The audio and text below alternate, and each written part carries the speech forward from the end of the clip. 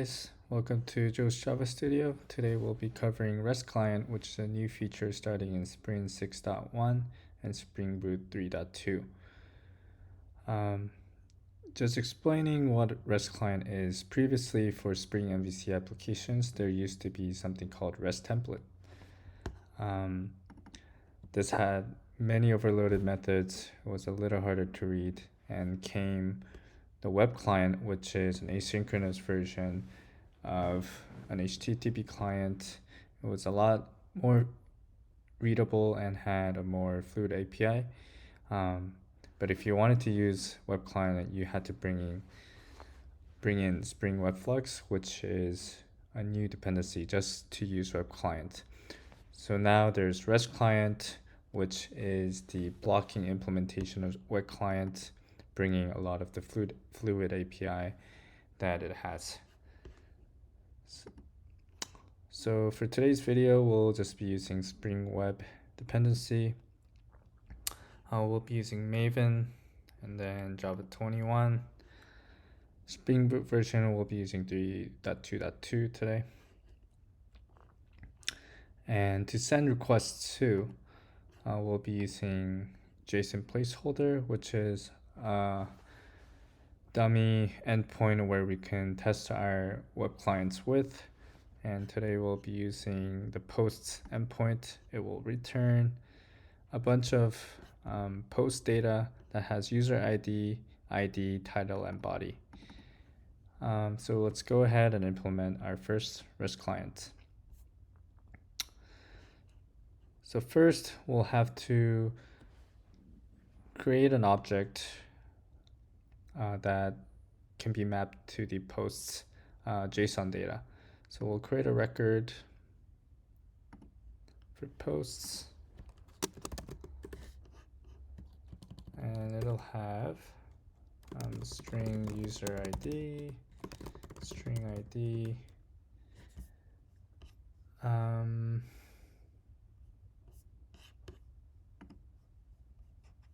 let's change these to integers,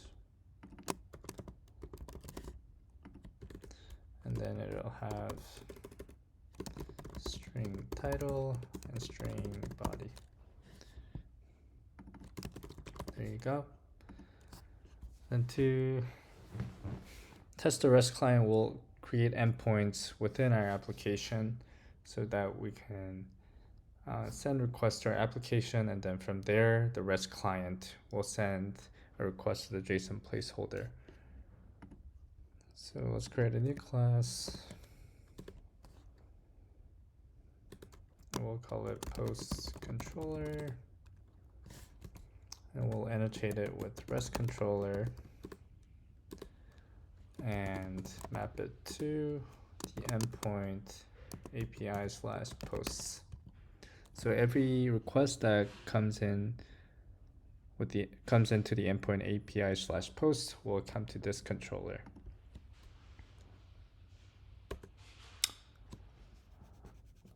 And this controller will have a service object that will actually have the REST client implemented and have the REST client sending requests to the JSON placeholder website. So we'll go ahead and create this class. There you go. And here, this is where the actual REST client will be implemented. So we can declare a REST client variable, and then we'll create it in the constructor.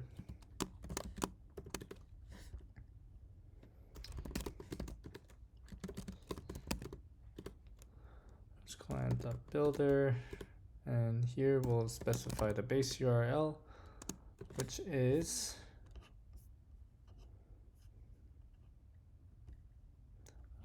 this right here.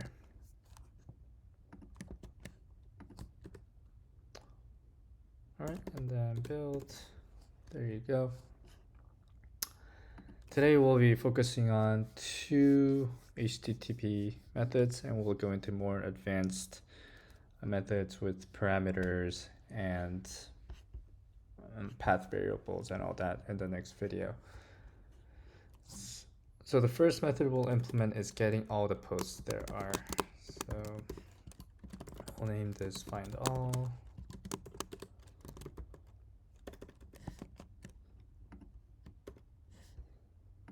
And here we'll turn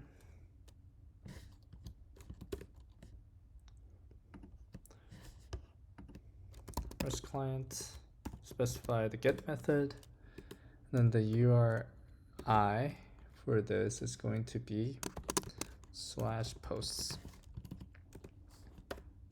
Now we'll retrieve the result and map it to a new parameterized type reference. So what this will do is it will map the results to a list of posts. All right. Okay. And you can also do this, map it to an entity, So if you want to have, let's say, response status messages and things like that, you can map it to an entity. But for now, we'll just get it as the body. Okay. And then let's configure this in the controller. So the controller, we can initialize this post service and via the constructor injection. So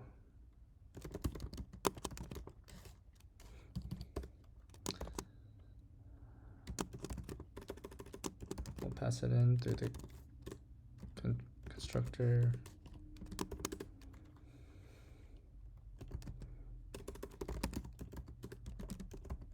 There you go.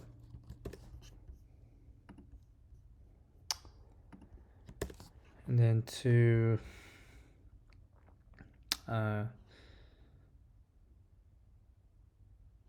integrate this method in the controller, we'll just have a method for find all as well.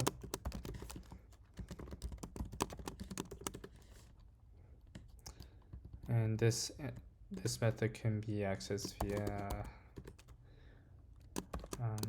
the root endpoint. So there won't be additional endpoints required to access this method. As long as you request get API post, you'll be able to come here, and then here we'll just do return post service dot find all. That's it. Oops, this should be request mapping. There you go. All right, let's go ahead and test this. We'll run our Spring application.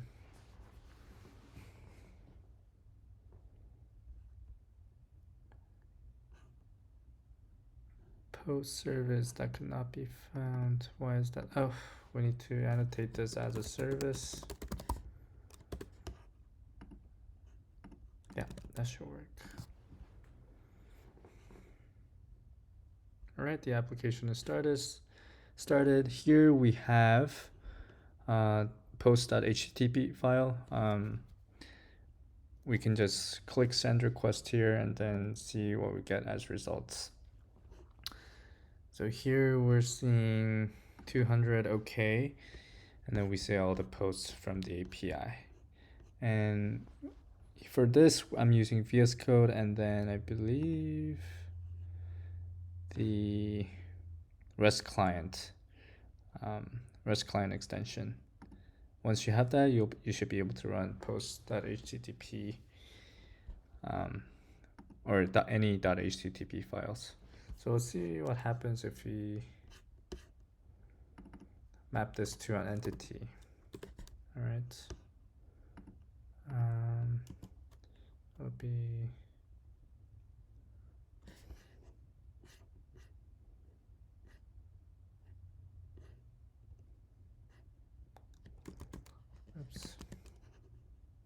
That'll be a response entity of type list post. There you go. Let's see what happens then.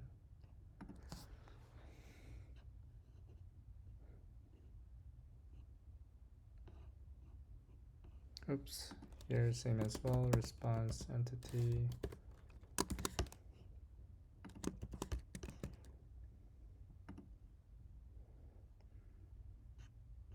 From the application.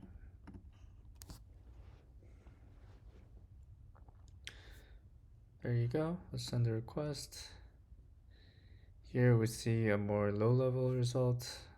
We see a lot of information about the HTTP request. We get a lot of extra headers, and then the actual body. Okay, so if you want more metadata regarding the request, content type, rate limits, anything like that, you can use response entity. Now we'll write an API that focuses on creating a post. So in the service class, we can create method, and then here we'll be passing in a post object that we want to post. And RestClient.post, the URI is going to be the same.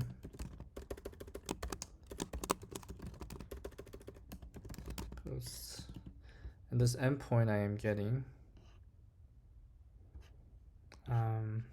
is right here. This is the one we're implementing, post/posts. So the URI/posts, and the body of this request is going to be post object that we created. And then we'll just map it to post.class. You could return this as a bodiless entity, but in most cases you might want to see how your object was created. All right, so let's map this to the controller. This will be a post mapping, which means it's mapping post requests to the endpoint. We can leave the endpoint the same as the previous one, which will be empty. And then the response status will be HTTP status dot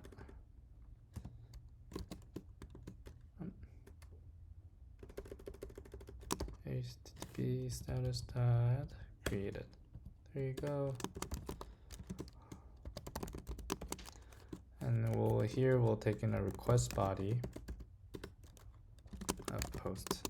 So we're expecting our client that's calling our application to pass in the post data. And then all we need to do here is post service create posts. There you go. That's all you need to do. Let's double check. Yep. So let's run our application again.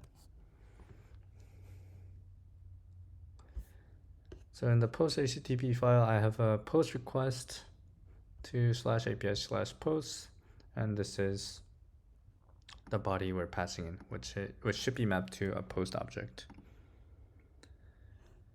So we're getting 201 created HTTP status, and then we see the post that was created. Here, in the request, we're not sending the ID of the post, and we see that the JSON placeholder API is creating an ID for us. And this is a good thing about mapping the results to an object, so that we can see if it was created properly, and maybe it has additional fields that was created on the server side. In this case, ID. So now we've created a create new post API, and then a get all posts API. And let's see, in the logs, we see that we're not seeing much about what's going on. So if you want to really see what kind of requests are being sent, how the the underlying HTTP client is handling things. You can add some properties. You can set the logging of Spring Framework to be trace. And if you run the application again,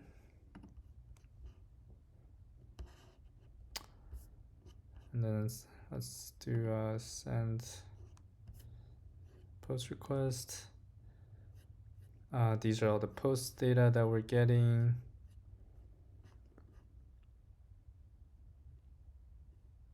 And then we see that here we got a get API / post request.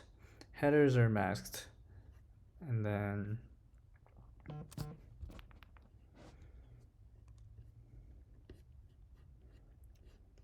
we see the result that we got here.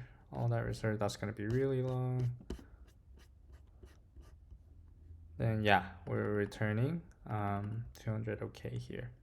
But we see the headers are masked. So if you want to see all the headers for debugging purposes, let's say you have authentication, passwords being passed, and make sure you're able to authenticate correctly. Or if you want to see any other headers, then you can do spring.mvc log request details and set that to true.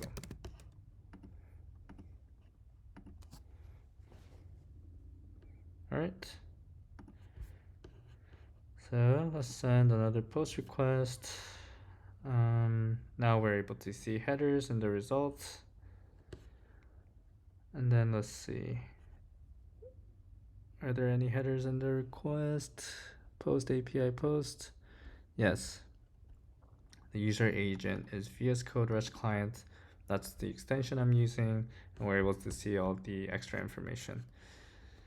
So yeah, give that a try. In the next video, we'll cover more advanced REST requests, including passing parameters and path variables.